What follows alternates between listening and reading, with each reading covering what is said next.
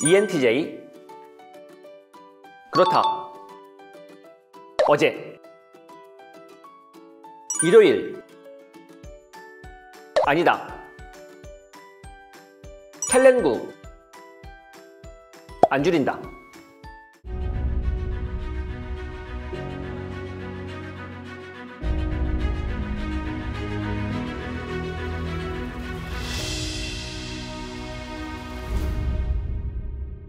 네, 저는 현재 SK Sun이라고 하는 SK그룹의 교육 조직에서 AI나 DT와 같은 테크놀로지 관련된 학습 콘텐츠 개발 업무를 맡고 있는 김지현이라고 합니다.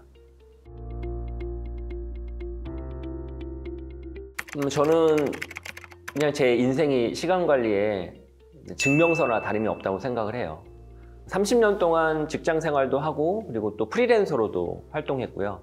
특히 프리랜서로는 책을 한 53권 썼고 또 강의도 한 2,000번이 훌쩍 넘는 것 같아요. 그리고 충주대학교, 그다음에 카이스트 정보대학원에서 겸직 교수도 했었고요. 그리고 지금은 대기업에서 임원을 하고 있고 그 전에는 여러분 잘 아시는 인터넷 포털 사이트에서 또 임원을 또 역임했습니다. 한마디로 말하면 정말 다양한 일들을 했거든요. 이렇게 다양한 일들 30년 동안 한꺼번에 어떻게 잘할 수 있을까요? 당연히 저만의 시간 관리 비법이 있겠죠. 그 시간 관리의 비법은 결국 첫 번째는 성실함이고 두 번째는 적절한 디지털 도구입니다. 인간은 결국 도구의 인간이라 적절한 도구를 쓰게 되면 훨씬 더 빠른 시간 내에 많은 일들을 할 수 있거든요. 그런 측면에서 여러분들이 이번 책을 통해서 시간 관리와 관련된 여러분만의 공식들을 만들어 갔으면 하는 바람입니다. 이번 시간관리 책은 사실 10년 전으로 거슬러 올라가야 될 것 같아요.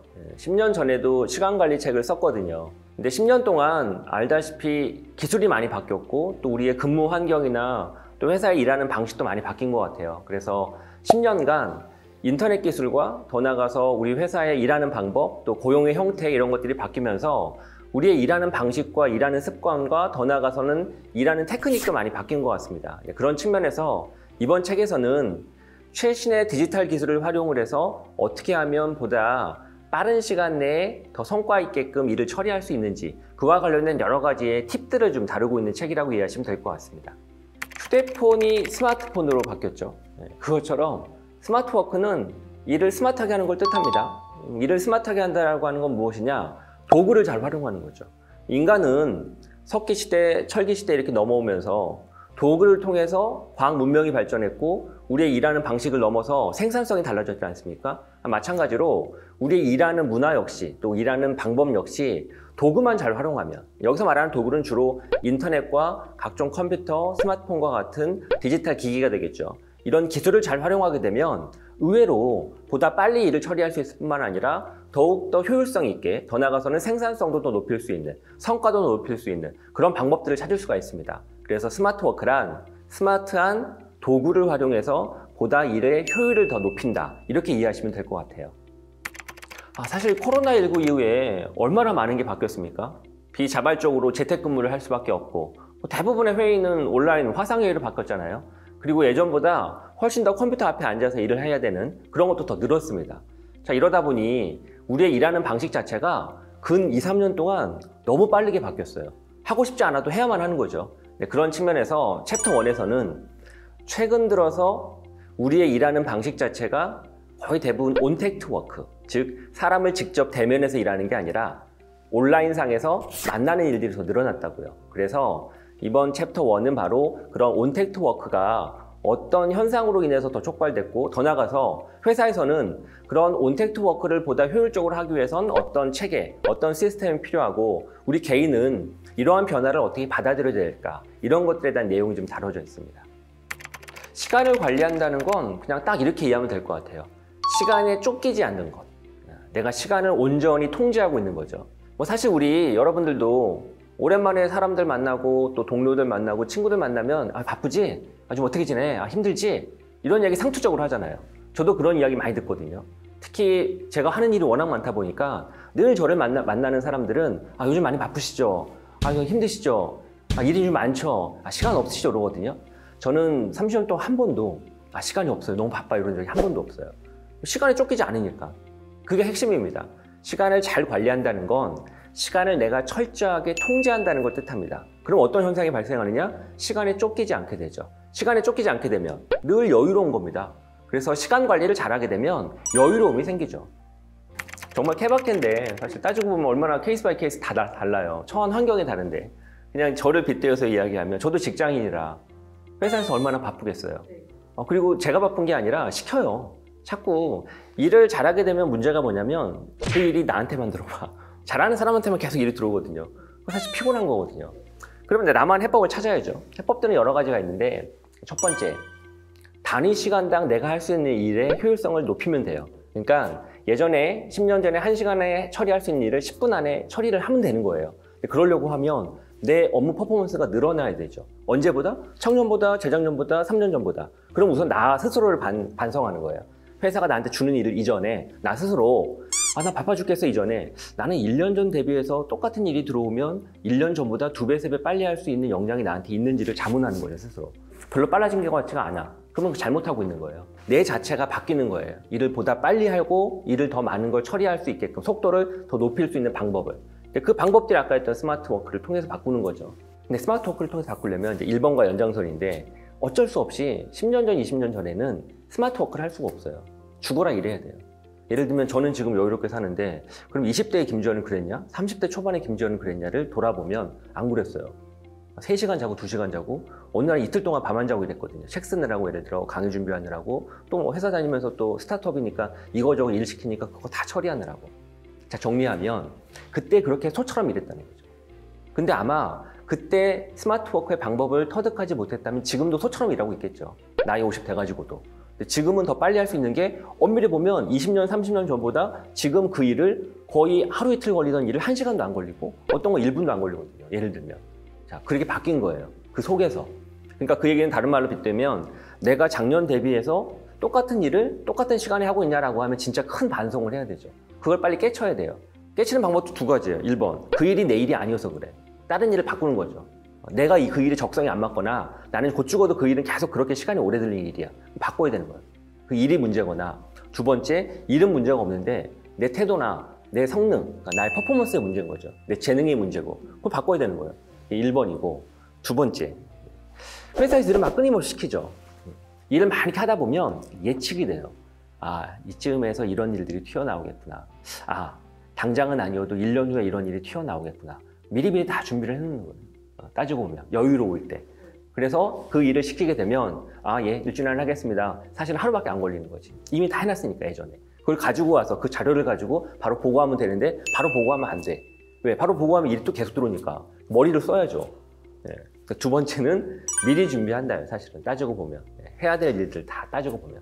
3번째, 모든 일들은 회사에서 나 혼자만 하는 게 아니거든요. 일부는 아웃소싱을 맡기기도 하고 혹은 내부에 있는 팀을 구성해서 같이 하기도 하고 다른 동료들과 협업하기도 하고 그런 면에서 내가 A부터 Z까지 다 할 필요는 없다고요.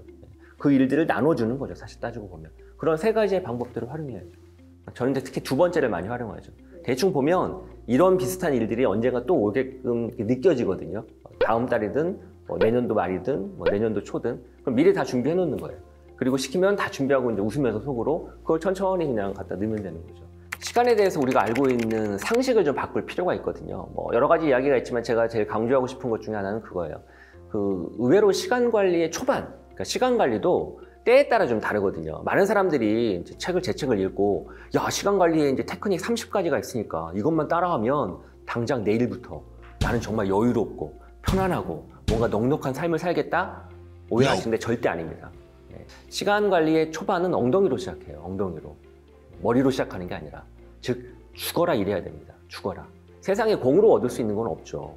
저도 20살 때, 30대 때 초반 엄청 일했거든요. 다만 그렇게 엄청 계속 일하면 소처럼 일합니다. 평생. 좀 깨어있게 스마트하게 효율적으로 시간을 일하려고 하면 그걸 이제 깨쳐야죠. 그렇게 죽어라 일하는 걸. 근데 초반에는 죽어라 일해야 된다고요. 왜냐하면 초반에 우리 경험이 미천하고 그리고 우리가 가지고 있는 역량이 떨어지고 그러니 당연히 일을 효율적으로 하는 건 불가능하죠. 다만 일을 효율적으로 하게끔 나를 바꿔가야죠. 근데 그렇게 바꿔가기 위해서는 마중물이 필요하다는 겁니다. 마중물.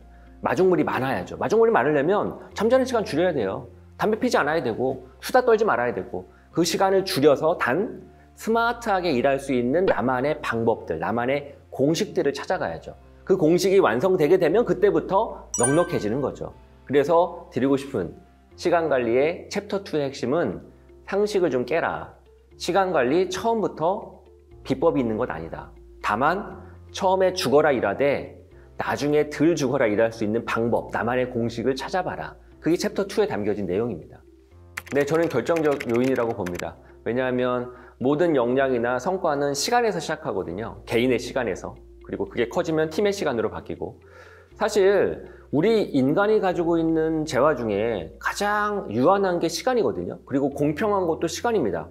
아니, 부자든 거지든 더 나아가서 모든 남녀노소 똑같이 주어진 게 뭐 평균적으로 한 80년, 100년 되는 시간 아닙니까? 근데 그 시간을 어떻게 쓰느냐에 따라서 누군가는 뭐 성과도 많고, 누군가는 실패하기도 하고, 누군가는 행복하기도 하고, 누군가는 또 부를 많이 얻기도 하고, 그렇지 않습니까? 그래서 저는 시간 관리가 결국 인생의 행복과 성과, 특히 우리 일하는 과정에 있어서 가장 중요한 성과를 결정하는 중요한 요소라고 생각합니다.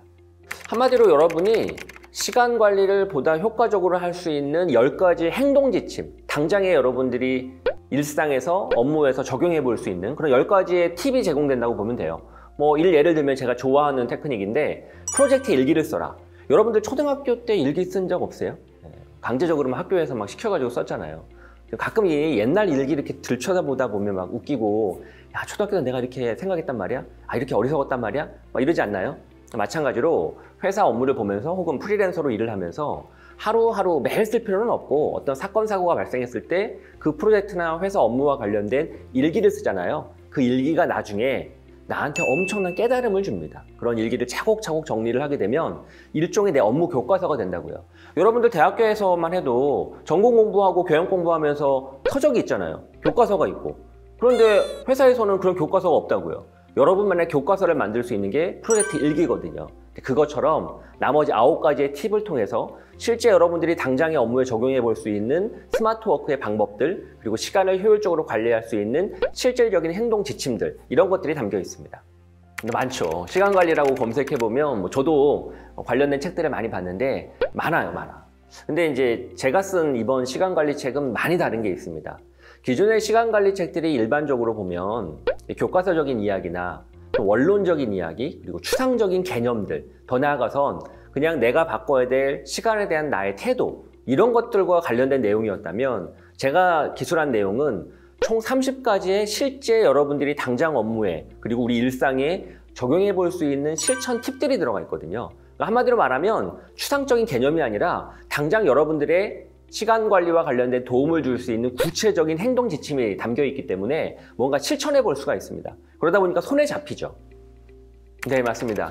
사실 시간을 효율적으로 관리하는 방법에 있어서 내가 좀 바뀌어야 되는 거, 내 태도가 바뀌어야 되는 거, 내가 구체적으로 어떤 행동을 바꿔야 되는 거, 이것들은 제한적이에요. 그런데 적절한 도구를 활용하게 되면 그 도구를 활용함으로 인해서 더욱더 빨리 하거나 편하게 할 수가 있습니다. 그런 측면에서 챕터 4에서 다루는 다양한 도구들은 여러분의 실제 업무와 일상 속에서 시간 관리를 실제 도와줄 수 있는 다양한 형태의 디지털 도구들, 혹은 소프트웨어들, 혹은 기기들, 그런 것들을 활용하게 되면 시간을 보다 효율적으로 관리할 수 있는 여러분만의 방법을 찾을 수가 있죠. 뭐 예를 들면 여러분들 캘린더 앱도 많이 사용하시죠. 예전에만 해도 다이어리에다가 스케줄표를 기록했는데 요즘에 스마트폰에 캘린더 앱들의 종류가 워낙 많아졌거든요. 자, 그렇게 캘린더 앱을 활용을 할 때 이전과는 다른 방법으로 이 도구를 활용하게 되면 훨씬 시간을 효율적으로 관리할 수 있다고요. 여러분들 캘린더 기록할 때 일반적으로 제목 쓰고 시간 쓰고 장소 쓰죠. 근데 저 같은 경우에는 2가지가 더 들어갑니다. 예를 들면 각 캘린더에 기록한 스케줄마다 색깔을 다르게 해요. 구분을 한다는 거죠. 회사 업무와 관련된 거냐, 내 자기개발과 교육과 관련된 거냐, 혹은 내 개인적인 프라이빗과 관련된 것이냐, 구분을 하거든요. 구분을 하게 되면 내 시간표 전체를 한눈에 볼 수가 있습니다. 제가 지난주에는 어떻게 살아왔는지, 지난달에는 어떻게 살았는지, 1년 동안 색깔들을 구분해서 봄으로써 내가 회사 업무를 얼마만큼 했고, 내가 내 개인 자기개발 학습 이런 거에 얼마나 투자했는지, 이런 것들 일목요연하게 볼 수가 있죠. 그걸 통해서 반성을 하게 되고 시간을 보다 효율적으로 쓸 수 있는 깨달음이 있을 수 있거든요. 2번째로는 캘린더에 내용을 다 집어넣는 거예요. 캘린더에 내용을 기록하게 되면 손쉽게 그때 있었던 스케줄에 대해서 생각해 볼 수도 있고 앞으로 내가 해야 될 그 스케줄이 무엇인지에 대해서도 빠르게 캐치할 수가 있습니다. 예를 들면 다음 주 월요일 9시에 있을 업무 보고에 어떠한 내용으로 업무 보고를 해야 되는지를 기록해 놓게 되면 캘린더만 열어보면 바로 당장에 내가 이날 무엇을 해야 되는구나, 어떤 걸 보고해야 되는구나, 어떤 걸 점검해야 되는구나, 이런 것들을 알 수가 있다는 거죠. 굳이 뭐 이메일 뒤져보고 보고서 찾아보고 이럴 필요가 없다고요. 자, 이렇게 도구 하나를 쓰더라도 다양한 형태의 활용 방법들을 가지게 되면 훨씬 더 시간을 효율적으로 관리할 수가 있게 됩니다.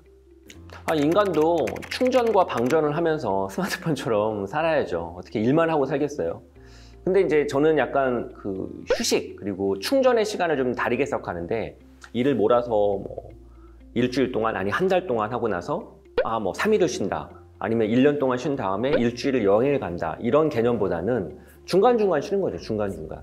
근데 휴식을 취하려고 하면 제대로 취해야 되죠. 예를 들면 두 가지가 있는 것 같아요. 그러니까 휴식을 온전히 취해야 내가 충분히 리플렉스가 돼서 그걸 기반으로 일을 더 열심히 몰입하고 잘할 수 있거든요. 그래서 두뇌를 좀 식혀줘야 되는데, 그 식혀주는 게 뭐 일주일, 뭐 3일, 뭐 5일, 뭐 한 달 이렇게 여행을 가거나 그런 휴식 개념이 아니라 중간중간 얘기하는 거예요. 중간중간. 1번, 온전히 모든 것과 멀어지는 거죠. 뭐에서? 업무에서. 완전히. 손을 떼는 겁니다. 1시간이든 3시간이든 5시간이든 머릿속을 완전히 지우는 거죠. 업무에 몰입을 하면 몰입한 만큼 스트레스를 많이 받거든요. 그러려면 멀어질 때는 완전히 멀어져야 돼요. 머릿속에 찌꺼기도 남기지 않은 채. 1번은 완전히 지워야 된다. 그게 3일이냐 5일이냐가 중요한 게 아니라 1시간, 2시간이라도 완전히 멀어져야 된다는 거죠. 그러려면 단절해야 됩니다. 회사 업무와 혹은 커넥션과 인터넷과 또 스마트폰의 SNS와 모든 알람과. 1번이 그게 중요한 것 같고, 2번은 어떻게 휴식하느냐도 중요하죠. 어떻게. 사람마다 그건 다 다를 것 같아요. 케바케인데 저 같은 경우에는 가족과 많은 시간을 보내거든요. 가족과 온전히 보냄으로 인해서 온전히 충전되는 거죠. 어떤 사람은 가족일 거고, 어떤 사람은 음악일 거고, 어떤 사람은 자연일 거고, 어떤 사람은 애완견일 수도 있고, 각자 다 있을 거예요. 그렇게 온전히 내 기존에 가지고 있던 스트레스, 업무와 멀어져서 단절되어서 그것과 함께, 그 누구와 함께 온전히 휴식을 보내는 게 전 충분한 휴식이라고 생각을 해요. 그리고 휴식이 있어야 당연히 다른 거에 몰입할 수 있는 기회도 생기는 거죠. 있죠. 제가 이 책을 작년도 2021년도에 집필을 했는데, 이 책 말고도 2권을 더 집필해서 3권을 집필했거든요. 회사 생활하면서 책을 3권 집필하는 건 제가 다시 돌이켜봐도 불가능한 일이거든요. 근데 거기에 또 변수가 하나가, 제가 이제 3살 난 아들이 하나 있어요. 자녀분이 있으신 분들 혹은 또 자녀분이 없으신 분들은 미루어 짐작해 볼 수 있을 텐데, 아이가 가만히 있는 게 아니거든요. 맨날 놀아달라고 그러고, 또 내가 쉽게 말하면 10분 동안 책상 위에 앉아있을 시간이 없어요. 늘 항상 변수가 생기거든요. 원래 책이라고 하는 거, 그리고 업무라고 하는 거 집중력이 1시간 이상은 꾸준하게 있어야 되잖아요. 근데 그게 불가능하다고 보시면 돼요. 그래서 어려움은, 책 집필의 어려움은 어마어마하게 많은 변수 속에 집중하고 몰입할 수 있는 시간이 없음에도 불구하고 그 와중에 책을 썼다는 거, 이게 큰 어려움이었죠. 그래서 그 내용이 다 담겨져 있습니다. 책에. 제가 경험한 그런 것들이. 네, 아들이 변수예요. 네. 그때도 그랬나요? 제가 또? 네, 어마어마한 변수예요. 아무튼. 시간 관리의 최대 적이에요. 사실 시간 관리라고 하는 게 각자 처한 환경, 그리고 특히 나이대에 따라서, 그리고 생각하시는 비전에 따라서, 목적에 따라서 다 다를 거예요. 그런 측면에서 제가 꼭 드리고 싶은 말씀은, 시간 관리를 왜 하는 거죠? 결국 개인의 행복을 위해서 하는 겁니다. 즐겁기 위해서, 여유로운 삶을 위해서. 그런 측면에서 제가 제시한 30가지의 팁 한꺼번에 다 하려고 하면 불가능합니다. 이 30가지 중에서 이번에 내가 이 3가지? 이번에 이 2가지? 이 5가지? 그걸 선택하셔가지고 한 3, 4개월 정도 해보시고, 체험해보시고, 그 다음에 괜찮으면 또 다른 방법으로 확대해보시고, 그렇게 경험하는 걸 추천드립니다. 저도 이 30가지를 한꺼번에 지금 다 하고 있지는 않거든요. 타이밍에 따라서 몇 가지를 조합하면서 다르게 합니다. 그런 측면에서 보면 이 30가지를 다 해야 되는 거 아니야? 그런 부담감은 좀 덜어두시고, 30가지 중에서 한 3가지 정도? 그렇게 취사 선택해가지고 한번 실행에 옮겨보십시오. 여러분들에게 틀림없이 효율적인 여유로운 시간이 아마 선사될 겁니다. 감사합니다.